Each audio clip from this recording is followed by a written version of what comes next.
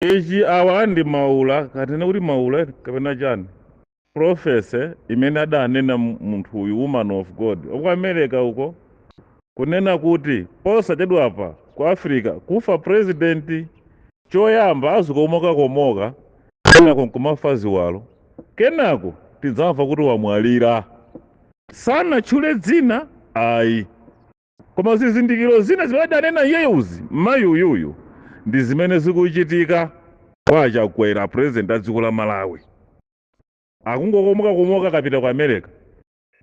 anakomoka kataka ngapo ka 5 kumeneko kodi munthu komoka ka 5 kusiya kukomoka ku Africa kuno ku Malawi nkumaka komoka ku America pali nzeru pamenepo mesa pa Africa uzikomoka kuno ku Africa kovutika kuno ukafika ku America kuja ndi basi mphepo zabwino zakudutsa koma kuchokera kuno ni mphamvu nkumaka komokera uko kumene timanena kuti kuli mtendere nzodabwitsatu kodi ndikuti zodabwitsa chifukwa chani zinthu zili pawiri tikuyandikira zisankho mkatikati mwa zisankho momwemo kumachitika zambiri zimene zimachitika pakati pa anthu zimabwera zinthu zina ngati matenda zimabwera zinthu zina zodabwitsa ayi ndithu zinazi kumakhala kukhwima anthu andale masuku ano akugwiritsa ntchito kwambiri satana awa Achakwera kaya ndikudwala kaya sali bwino za naturale kaya kukhwimira ziwalo kuti awine zisankho chifukwa pamakhala zinthu zina satana amakhala ndi mademands ukufuna uwine undipatse chiwalo ichi ndichifowoketsa chisamagwire ntchito taonapo anthu olemera ambiri mbuyomo kufika napano kumakhala ngati olumala matsimphina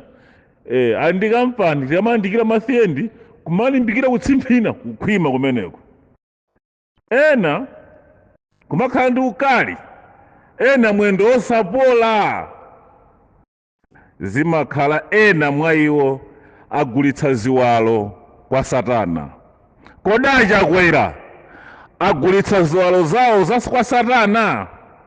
nde uzimu wa mulungu umoyo wa mulungu soja ikumachoka mkolowa ya satana nde zikulimbirana kuti kodi mukhale ndani wa satana kapena mzimu wa mulungu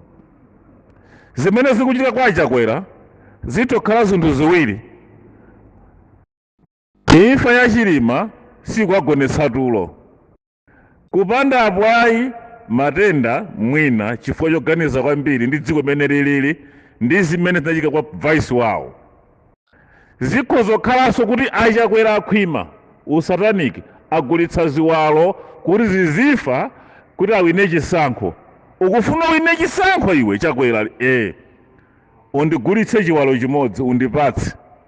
ndi zifa mbali zinazo chifukwa ino nzotheka bwanji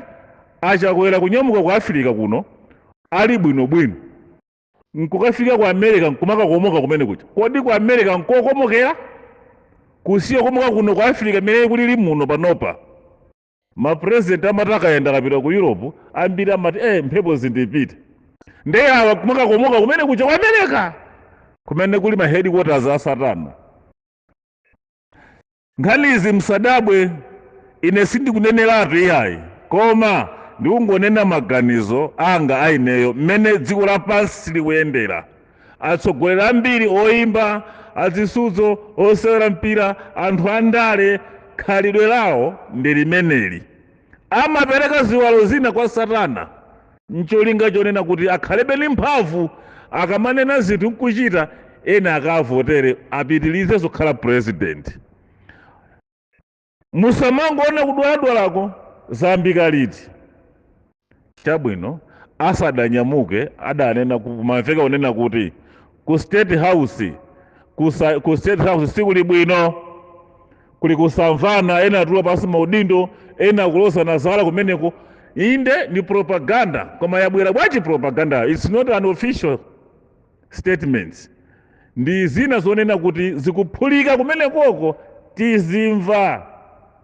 kodi zimene Achakwera kakomoka nazo koma nanga zofa ziwalo zikuchokera kuti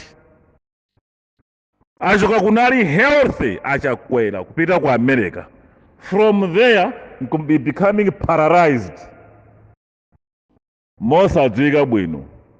ndifotokozaso mwachidule kuti achakwera kutheka kuti akugulitsa ziwalo zawo posinthanitsa ndi mphamvu ya usatana chofuna upitirizaso kukhala president.